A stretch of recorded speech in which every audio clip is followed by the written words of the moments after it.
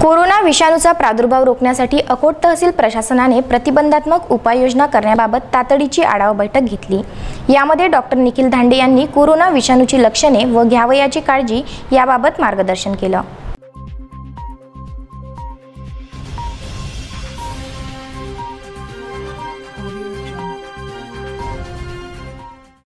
Corona विषाणूचा प्रादुर्भाव रोखण्यासाठी अकोट तहसील प्रशासनाने प्रतिबंधात्मक उपाययोजना करण्यासाठी तातडीची आढावा बैठक घेतली।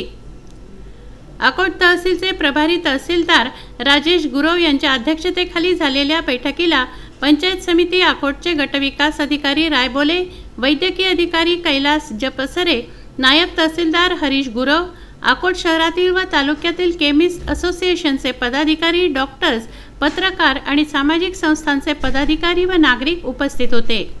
तहसीलदार राजेश गुरव यांनी उपविभागीय अधिकारी अकोट यांच्या सभेत झालेली कार्यवाही तसेच घ्यावयाची काळजी, प्रशासनातर्फे करण्यात येणारे प्रयत्न या सर्वांची इत्थंभूत माहिती दिली।